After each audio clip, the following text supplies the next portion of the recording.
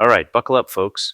We're diving headfirst into the political circus, where the lines between governance and pure, unadulterated drama get blurrier by the minute. Today, we're dissecting a clip that promises to expose the alleged machinations of power, the supposed weaponization of agencies, and the ever present shadow of Donald Trump. Our hosts are laying out a narrative, and let me tell you, it's a doozy. They're convinced there's a grand conspiracy to silence critics and control media. But is that really what's happening, or are we just watching another episode of Chicken Little Cries Foul? We're here to cut through the noise, challenge the assumptions, and inject a dose of reality into this highly charged conversation. Get ready, because we're about to expose some of the real motives behind these claims. Welcome to a special edition of Legal AF. Many people in our audience, frankly, would have been quite content going their entire lifetime without knowing what the Federal Communications Commission is or who headed it. But now they realize that many things in their lives, including their First Amendment rights to receive information, their right, constitutional right, to watch news and programming of their choice in various platforms, is under assault by Donald Trump using his, as we've seen in other departments, his political henchmen, whether it's at the Securities and Exchange Commission, the CFTC, or any of the other agencies. And now that brings us to the Federal Communications Commission, which Donald Trump is using to try to influence media transactions, to try to take retribution against networks and broadcasting companies that he doesn't like or that he's been in disputes with, like ABC and CBS. And now he's got, his guy who doesn't believe his agency or his commission is independent, doing his bidding, including going after Jimmy Kimmel just after Charlie Kirk's murder and the rest. Well, post Charlie Kirk and post Jimmy Kimmel, Brendan Carr had to sit in the hot seat and go before the Senate committee that's responsible for regulating and oversight over the FCC. And I thought this was a perfect time, now that we've kind of digested all of the clips and all the things that happened, to bring in an expert in the field to brief our audience. And I have one in Adam Kovacevich, who is the founder and runs an organization called Chamber of Progress, which is a center-left tech industry policy coalition. A lot of words, but you'll understand what all that is as soon as we bring in Adam. Adam, how are you? Welcome to Legal AF. I'm good. Thanks for having me. Great to be here. Absolutely. I think you're the perfect person at the perfect time. First, before we get to the best of, worst of Brendan Carr and whatever happened to Brendan Carr, at worst, he was a low-level or a legal technocrat that seems to have gone completely MAGA goo-goo in his fealty to his fearless leader, his boss, Donald Trump. But before we get there, talk about your background in technology and why you founded the Chamber of Progress, and then that'll put us right into the conversation about Brendan Carr. Sure. Well, I'm a proud Democrat, but I'm also a proud tech optimist. And I worked at Google for about a dozen years. I've worked in and around the tech industry, but also Democratic politics in Capitol Hill and Congress. And I founded this group because I believe that Democrats, historically, we've been the pro-innovation party. But we've also been the party that says, look, we want to make sure that as many people as possible benefit from those innovations. And I am concerned that Democrats have been losing touch with that tradition. And I want Democrats to come back to that. I think it's possible to both want more access and opportunity, but also be a tech optimist. So that's really what we focus on at our organization. I totally agree with you about the party. We'll talk as we continue our conversation for the audience. You've got a president who's continuing to operate his businesses from the perch of being the president of the United States in control of all the regulatory entities that impact all of his businesses, whether it's cryptocurrency or AI or social media, or I don't know which nuclear fusion company you own, but I know which one Donald Trump's company now owns, as he tries to both be the owner of the regulator and benefit from having these power plants operating to power AI and technology. And speak to that. I mean, we woke up a couple nights ago after watching Donald Trump scream to have the American public get off his lawn for 18 minutes about the economy. Won't you love me more if I scream at you more? No.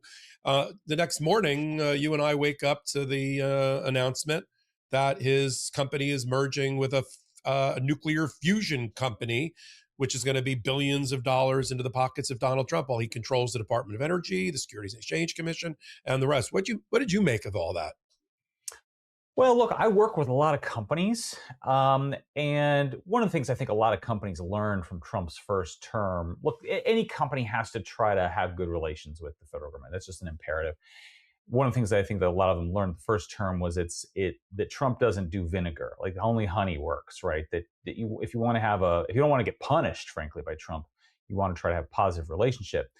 But that said, I mean, I think a lot of companies that I talk to privately say that the kind of corruption and the kind of all of that is just really unpleasant. And frankly, like what they just want is just kind of like a normal treatment, right? They would prefer an administration that treats business as a partner, but that Trump's not doing all this kind of self-dealing stuff. I think particularly some industries, the self-dealing stuff has become huge distraction that a lot of people in the industry don't even really like. Yeah, and if he's not self-dealing, he's having the government use taxpayer dollars to own businesses, to operate businesses, to get the golden share of a business. I mean, who voted for that? That's the thing. I hear a lot of concern, frankly, among people in the tech industry about that. They do not want that. That's not what they voted for. Yeah. And so I think that and frankly, the other big cloud, of course, is that the tariff policy has just put a huge cloud over company investment and certainty. And that's been the biggest negative drag on the entire economy. Yep. And every business person knows it, but they also know that Trump's mind is made up. You have almost 100 American businesses demonstrating and proving that the tariff is a tax on the American consumer. You have 100 American businesses who paid the tariff, who have sued in the Court of International Trade to get their money back, especially if the Supreme Court does what they think they're going to do.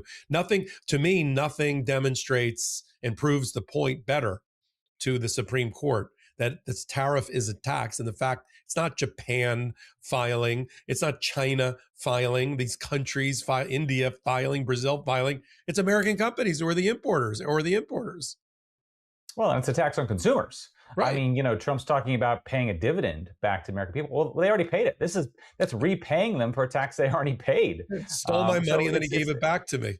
Right. Exactly. Right. So it's just ridiculous. So let's switch gears and go to Brendan Carr. I mean, he was on your radar, my radar for a number of years. He was one of five commissioners on the FCC back in the first Trump administration. He started out as the general counsel, sort of what's the word we used to call it? A geek, a kind of a geeky guy that was in this area. We didn't worry much about him. And then Trump 2 looked like it might be happening, and Project 2025 came out from the Heritage Foundation, and you and I went and paged over to the Technology and Federal Communications Commission page, and there, Brendan Carr trying out to be the FCC chair in the next administration.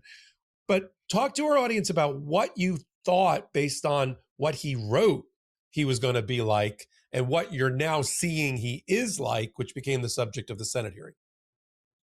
Well, I think Brendan Carr basically kind of grew up as what I would call a traditional conservative, free markets, basically kind of Republican. And then at the end of the Trump administration, it's pretty clear that he began auditioning to be Trump's FCC chair for a second term. And in doing that, he really kind of went from being a conservative to a populist.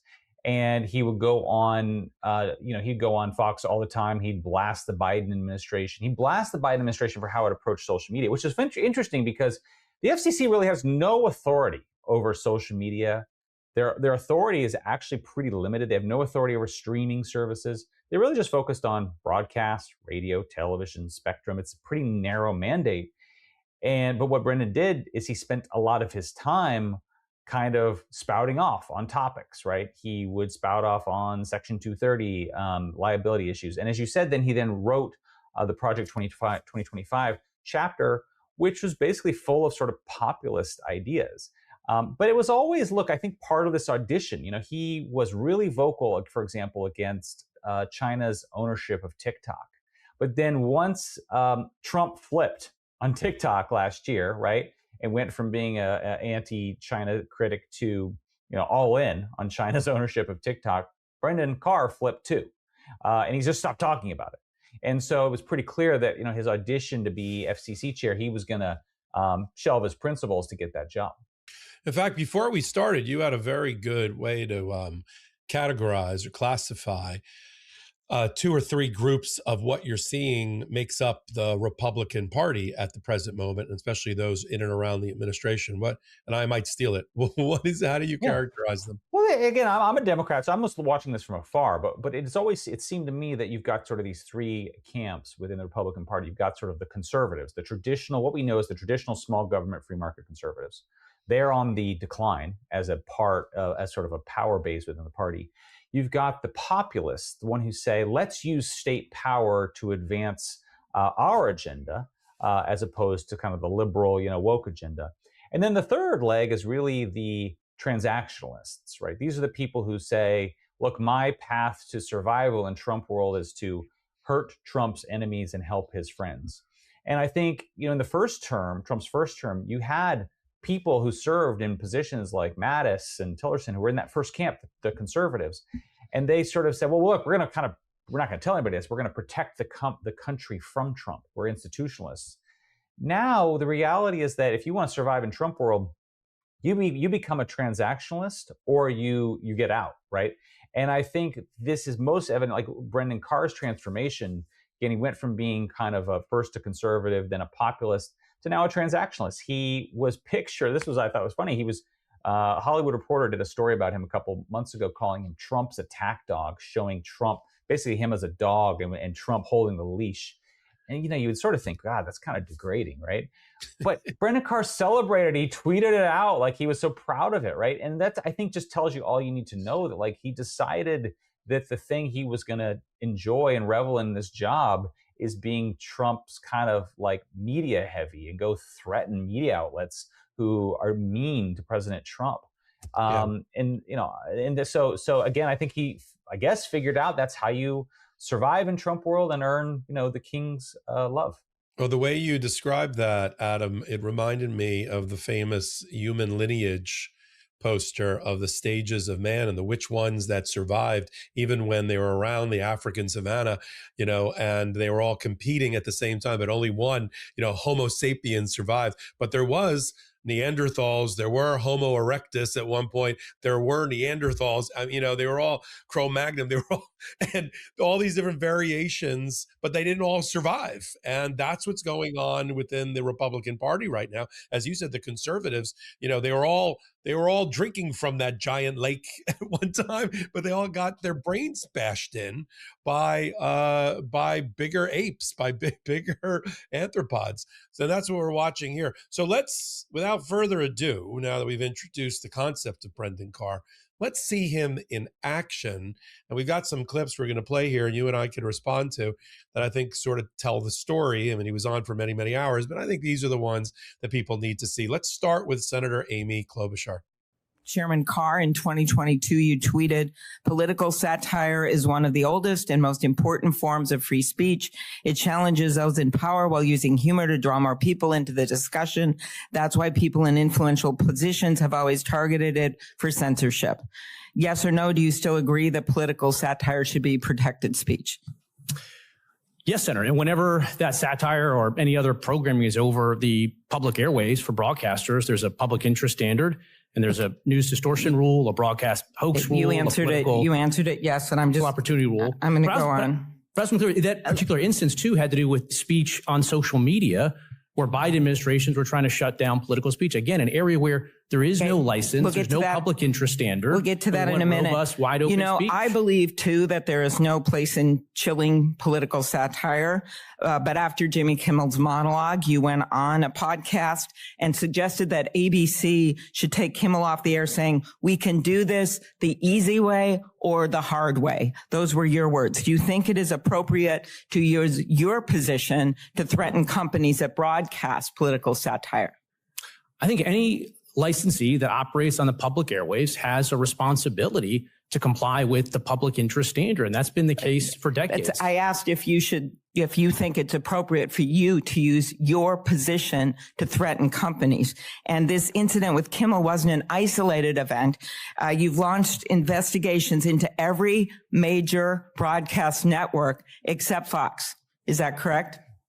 I don't know if that's true or not. We do have investigations going on NPR and PBS. We have a number of investigations that are ongoing. I think if you step back over the years, I think the FCC has walked away from enforcing the public interest standard, and I don't think that's a good thing. We'll put you down for a yes, Chairman Carr. And for those who are wondering, what's this right-wing podcast that he went on in the middle of all of this aftermath of the death of Charlie Kirk? Well, we brought the receipts. Here's the podcast, and here's what he said in threatening ABC and the broadcast network. But frankly, when you see stuff like this, I mean, look, we can do this the easy way or the hard way. These companies can find ways to change conduct, to take action, frankly, on Kimmel, or there's going to be additional work for the FCC. Again, there's actions that we can take on licensed broadcasters, and frankly, I think that it's really sort of past time that a lot of these licensed broadcasters themselves push back on Comcast and Disney and say, listen, we are going to preempt. We are not going to run Kimmel anymore until you straighten this out, because we licensed broadcaster, are running the possibility of fines or license revocations from the FCC if we continue to run content that ends up being a pattern of news distortion. So I thought I was watching a long lost episode of The Sopranos when he was threatening, you like your license? You want to keep it? Before we turn to our let's do your and my favorite clip, which is Senator Lujan, whose style I think matches my own. If I ever had the opportunity to be in the Senate and did a cross-examination like this, I would love to use his style. It's such a natural, a salt of the earth way to make the point. Let's play Senator Lujan about the independence of the FCC, which was all over the website while Guy was testifying, but something happened after he testified. Let's play the clip. Senator Lujan. Thank you, Mr. Chairman. Chairman Carr, yes or no, and please, yes or no, is the FCC an independent agency? Senator, thanks for that question. I think that yes or no is all we need, sir. Yes or no, is it independent? Well, there's a test for this in the law, in the key portion of that Just test. yes or no, Brendan?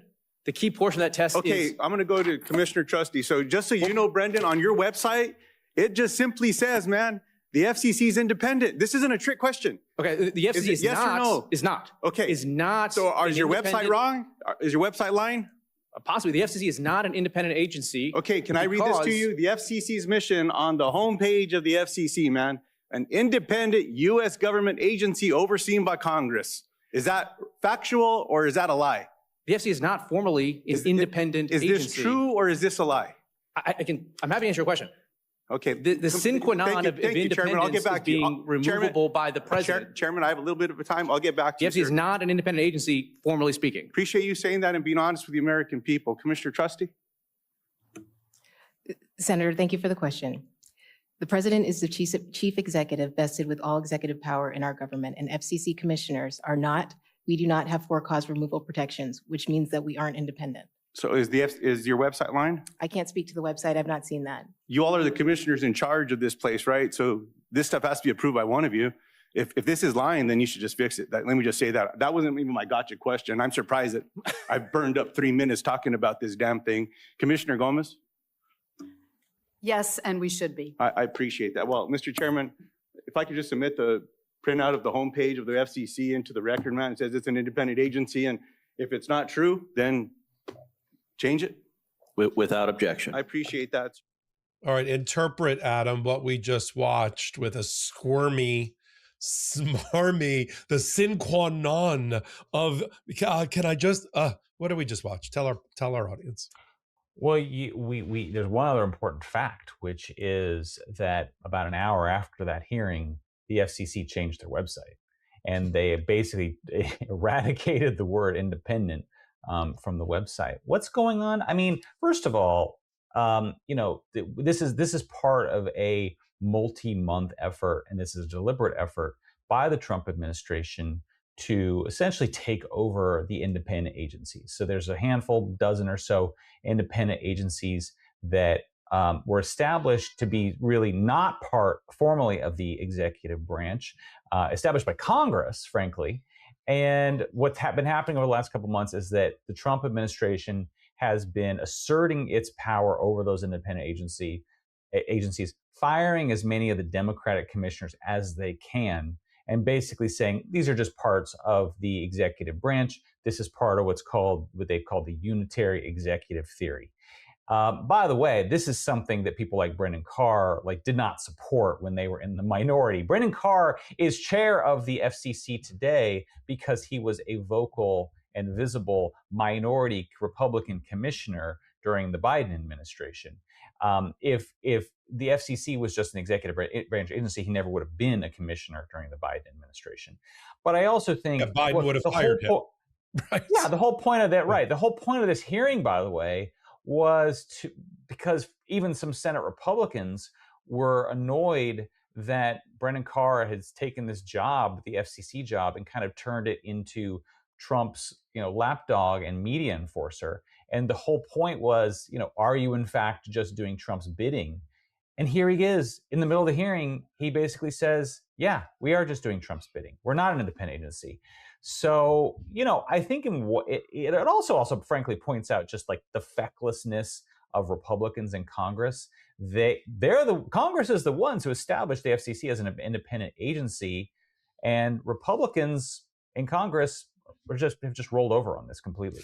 Another good reason to vote blue, we're all wearing blue today, at the midterms, to return checks and balances and to return the separation of powers. Senator Andy Kim, one of the newest senators from my home state of New Jersey, I thought, did a magnificent job in a very short amount of time to prove the point. This is why you want adults in the Senate and in the House.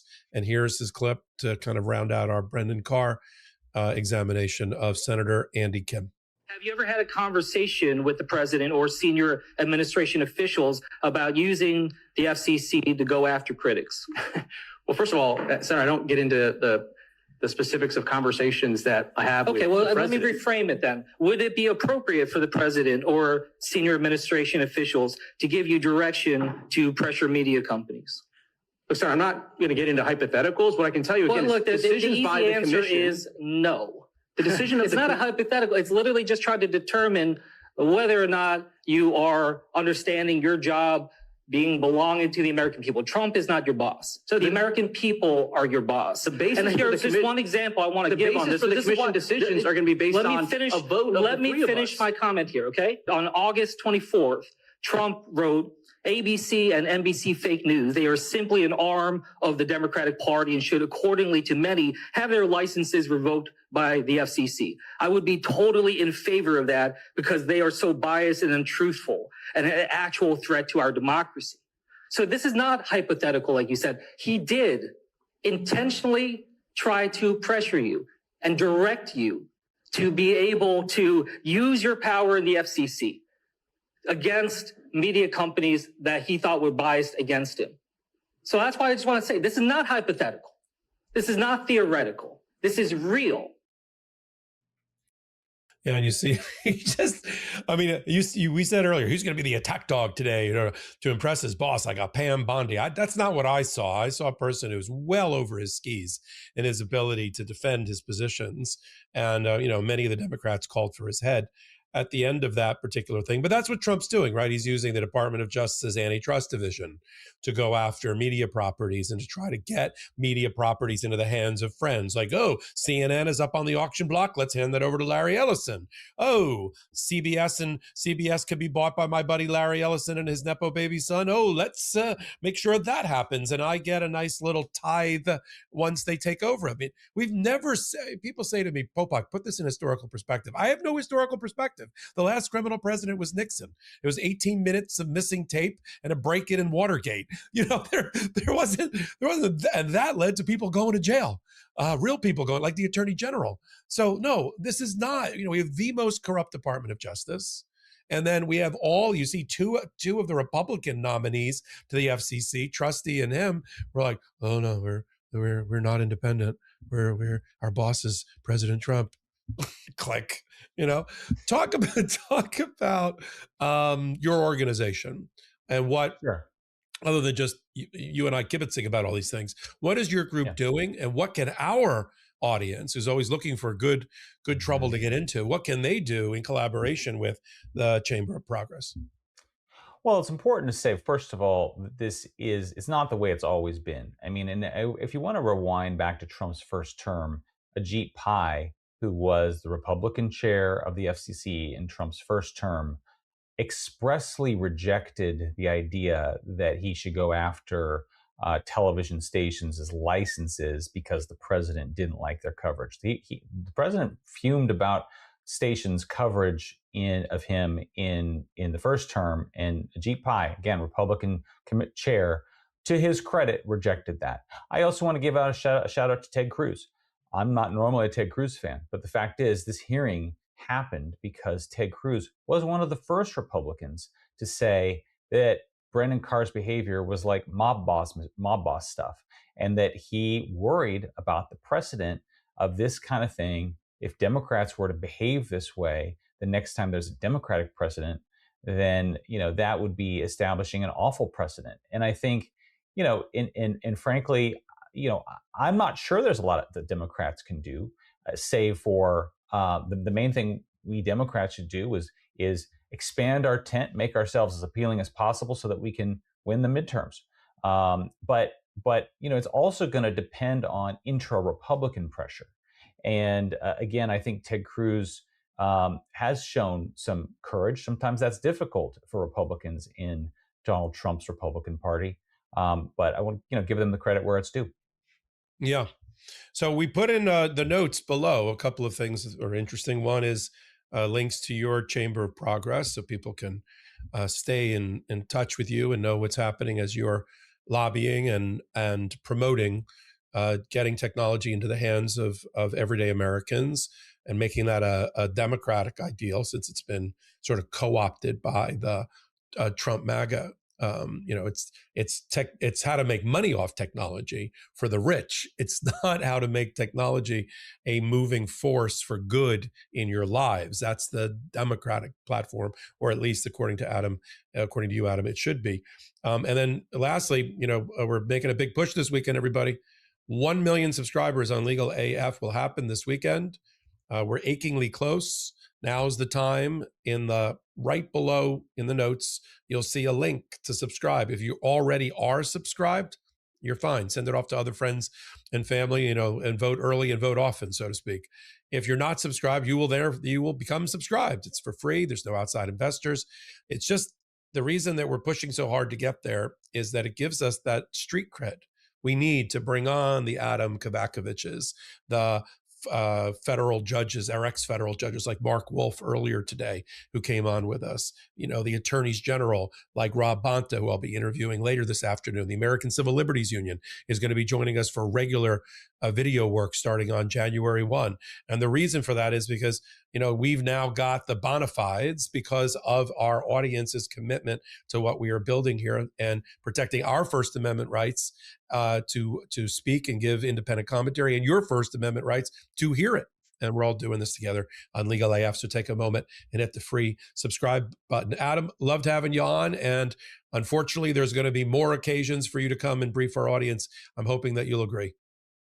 Absolutely. We'd love to come back. Thanks for having me. Yeah, me too. And in the meantime, it's Michael Popok for Legal AF. Take a moment, hit that free subscribe button. Maybe you'll be the 1 millionth subscriber this weekend. I'm Michael Popok, and I got some big news for our audience.